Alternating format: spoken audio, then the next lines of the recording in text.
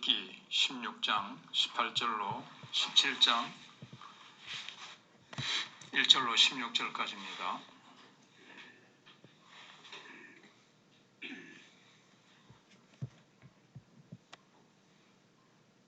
땅아, 내 피를 가리지 말라. 나의 부르짖음이 쉴 자리를 잡지 못하게 하라. 지금 나의 증인이 하늘에 계시고 나의 중보자가 높은 데 계시니라. 나의 친구는 나를 조롱하고 내 눈은 하나님을 향하여 눈물을 흘리니 사람과 하나님 사이에와 인자와 그 이웃 사이에 중재하시기를 원하노니 수년이 지나면 나는 돌아오지 못할 길로 갈 것임이니라. 나의 기운이 쇠하였으며 나의 날이 다하였고 무덤이 나를 위하여 준비되었구나. 나를 조롱하는 자들이 나와 함께 있으므로 내 눈이 그들의 충동함을 항상 보는구나. 청하건대 나에게 담보물을 주소서. 나의 손을 잡아줄 자가 누구리이까? 주께서 그들의 마음을 가리어 깨닫지 못하게 하셨사오니 그들을 높이지 마소서. 보상을 얻으려고 친구를 비난하는 자는 그의 자손들의 눈이 멀게 되리라. 하나님이 나를 백성의 속담거리가 되게 하시니 그들이 내 얼굴에 침을 뱉는구나. 내 눈은 근심 때문에 어두워지고 나의 온 지체는 그림자 같구나. 정직한 자는 이로 말미암아 놀라고 죄 없는 자는 경건하지 못한 자 때문에 분을 내나니 그러므로 의인은 그 길을 꾸준히 가고 손이 깨끗한 자는 점점 힘을 얻느니라. 너희는 모두 다시 올지니라. 내가 너희 중에서 지혜자를 찾을 수 없느니라. 나의 날이 지나갔고 내 계획, 내 마음의 소원이 다 끊어졌구나. 그들은 밤으로 낮을 삼고 빛 앞에서 어둠이 가깝다 하는구나. 내가 스올이 내 집이 되기를 희망하여 내 침상을 흑암에 펴놓음에 무덤에게 너는 내 아버지라 구더기에게 너는 내 어머니 내 자매라 할지라도 나의 희망이 어디 있으며 나의 희망을 누가 보겠느냐. 우리가 흙 속에서 쉴 때에는 희망이 스올의 문으로 내려갈 뿐이니라. 아멘. 세상은 불행한 일을 당하면 기구한 운명으로 받아들이거나 깊은 절망에 빠집니다. 주변 사람들이 딱하게 여기는 그런 시선을 피해서 스스로 폐쇄된 자기의 성 안에 자신을 가두어 버리기도 합니다. 때로는 호소할 데 없는 세상을 비난하면서 반사회적인 행동을 보이기도 합니다. 그래서 우리는 고난 앞에 어떤 모습으로 서야 될까요? 먼저는 하나님께 신원을 요청해야 합니다. 친구들조차 욥을 비난하는 모습에 욥은 모든 희망을 잃어버립니다. 그래서 나는 이제 다시 돌아오지 못할 길을 갈 날이 멀지 않았다. 이걸 예감하면서 하나님께 판단을 요청합니다. 22절에서 그리고 억울함을 변호해 주시고 자신의 의로움의 보증이 되어 주실 것을 눈물로 호소를 합니다. 19절에서 21절에 있는 내용입니다. 그리고 땅에 흘린 아벨의 피의 호소를 들으셨던 하나님, 내가 하나님께 드리는 이 피의 호소를 하나님 가리지 마시고 들어주시옵소서. 그렇게 통절하게 18절에서 간구합니다. 사실 욥도 그렇고 우리도 그렇고 나의 상황을 알아주실 분은 오직 하나님뿐입니다. 억울한 마음을 변호해 주실 분도 하늘의 주님뿐이십니다. 19절에 그렇게 나오죠. 세상 누구도 나를 이해할 수 없고 깊은 절망에서 건져줄 수도 없습니다. 사람은 그 누구도 못한다는 거죠. 정죄하고 비난하지 않으면 오히려 다행일 겁니다. 홀로 어떤 변명도 항변도 할 수 없을 때 하나님께 나아가 신원을 요청해야 됩니다.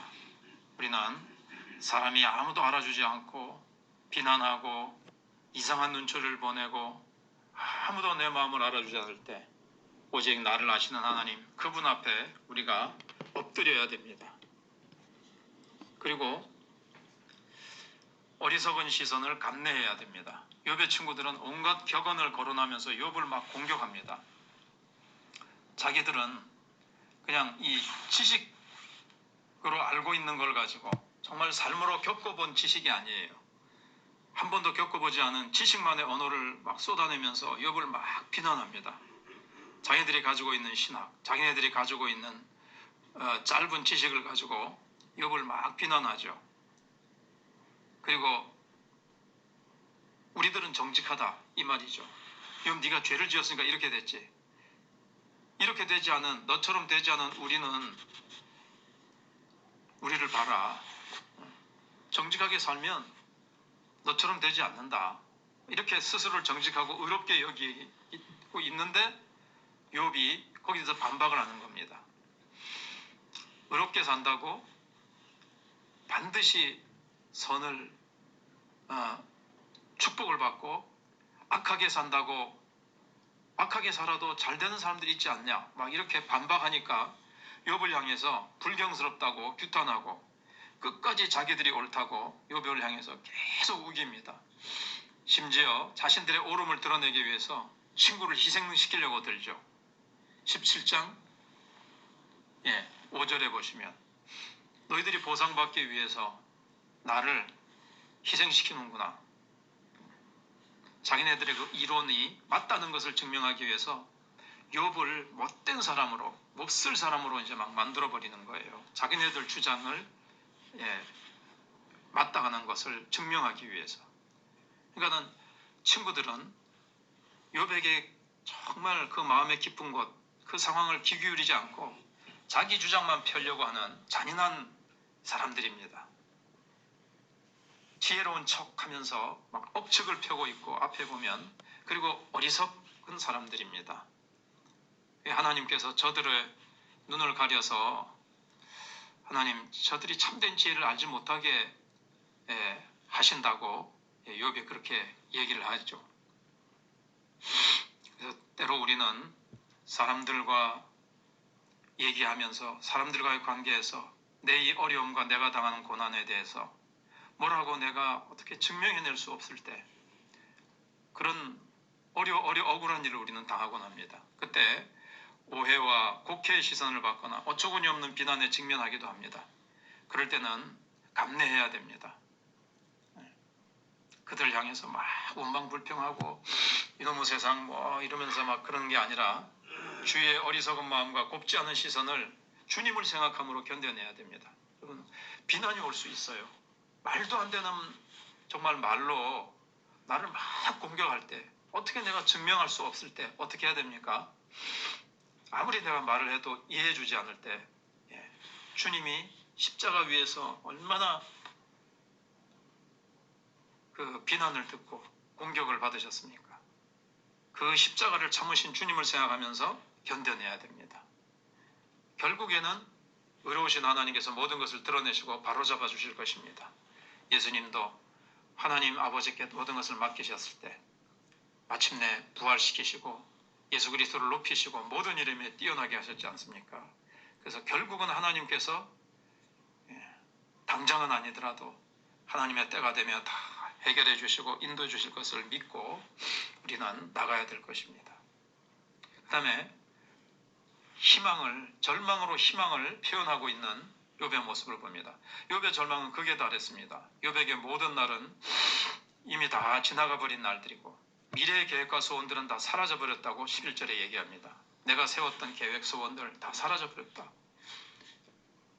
12절에 친구들은 아침이 올 것이라고 위로를 합니다. 어둠을 낮이라 하고 낮을 밤이라 하고 막 이 말이 지금 자기는 밤인데 곧 빛이 온다 뭐 이런 식으로 네가 회개하기만 하면 이런 식으로 위로하지만 욥은 자신이 깊은 어둠에서 벗어나지 못할 것을 알고 있습니다. 남은 유일한 소망은 이제 죽는 것밖에 없다고 얘기를 합니다. 13절에서 죽은 자의 세계로 나는 가는 것이고 어둠 속에 내가 자리를 펴는 것뿐이다.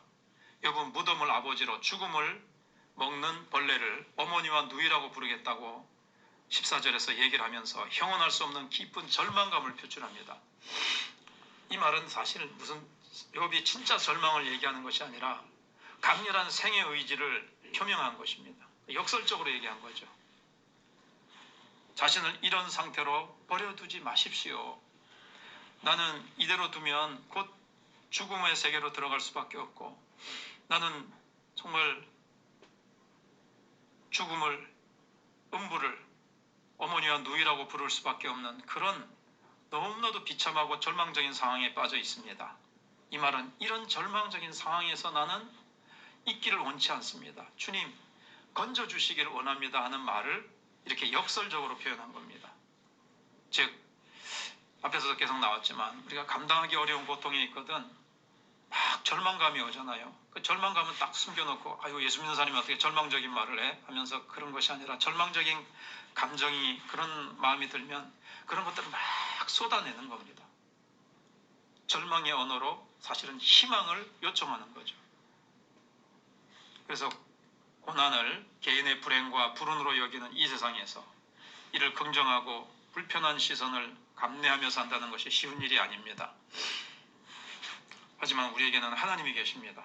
고난이 축복이라는 역설의 신앙적 해석을 가능케 하시는 부활의 주님께서 우리에게 계십니다. 그래서 세상은 아이고, 저 사람이 이제 망했다, 무슨 죄를 많이 범했기에 저런 벌을 받노, 이제 저 사람은 못 일어난다 하더라도, 기구한 운명, 아이고 저주받은 사람, 그럴지라도 고난 속에 하나님의 깊은 섭리가 담겨 있고 고난을 축복으로 바꾸시는 하나님을 바라보면서 모든 따가운 시선과 부정적인 시선과 말과 온갖 비난을 우리는 주님을 생각하며 이겨내고, 이 모든 것을 어느 날 하나님께서 다 빛으로, 축복으로, 영광으로, 부활로 바꾸실 주님을 바라보면서 계속 욕처럼 하나님 앞에 엎드려 기도하면 하나님께서 역사하실 것입니다. 네, 기도하겠습니다.